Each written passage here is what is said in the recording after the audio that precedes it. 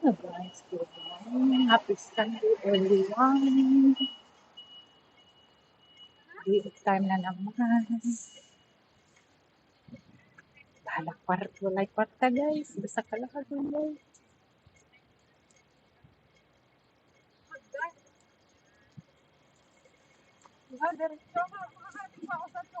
Purno-purno ka tagamay guys. Kahit isa ka biya kaadla sa saka semana ka maka murag tagtao no. 6 days. Kunyang kay dagway guys. Di makapanudlay.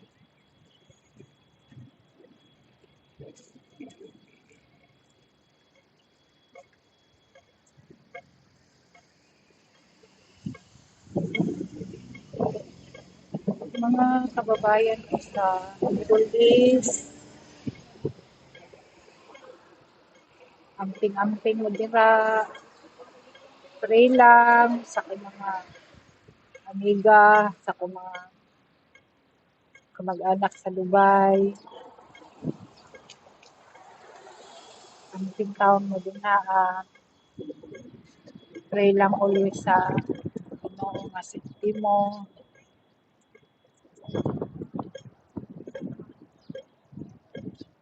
Mahuman ra lagi ning tanan guys.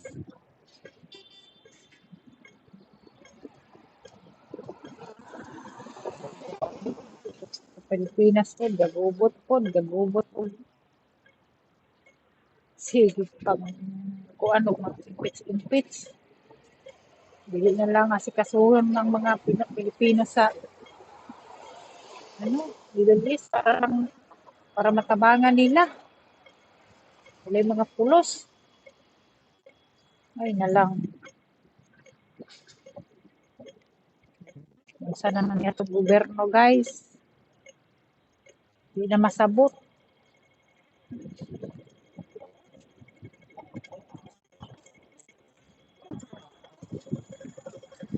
Karon mahal na kayong gasolina, mga palitonon. Nya sige lang gihapon sila hisgot anang impits. Kamura may giganahan anang impits. Ayun ta kamo na lagi pag impits. Oy mga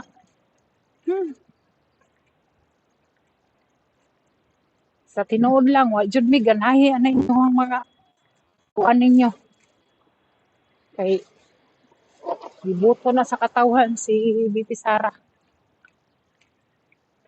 Dili mo ingon nga naghulak ni og unsa ni para maimpit si Sara. Uy, kamo ra gid ganahan ana. Mura mo mga hadlok lang jud mo ug makadaog ang among BP. Panago na lang mong asa mong mga manago.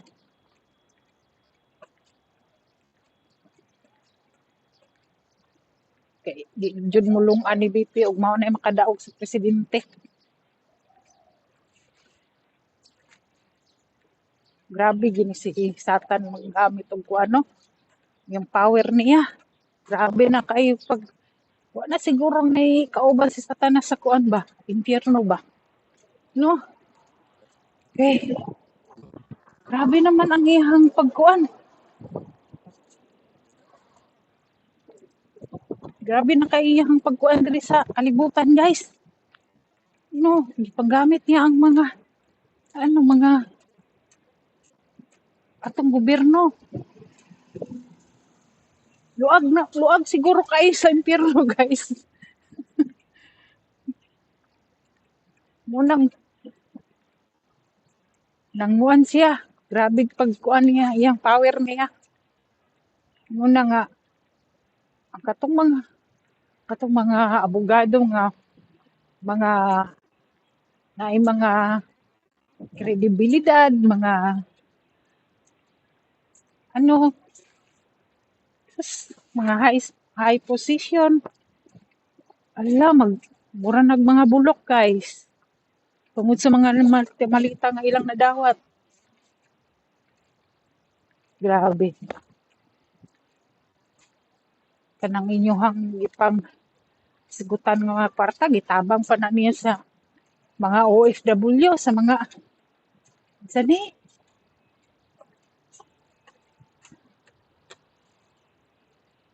sa mga katawhan sa Pilipinas nga grabe ng pagkuan, grabe ng paglisod.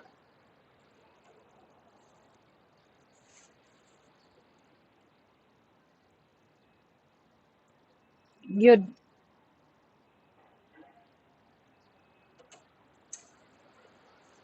sige ra mo pang daot sa mga Duterte, Duterte.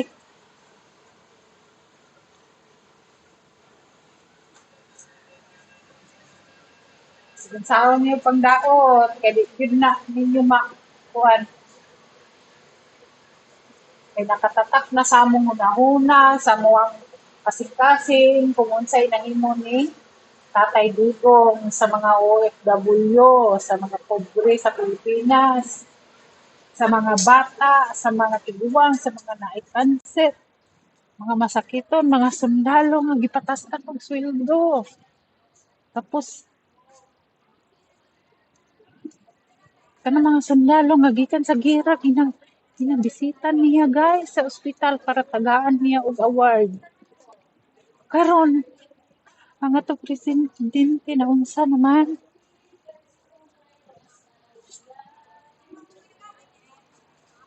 Naunsa naman atong presidente karon?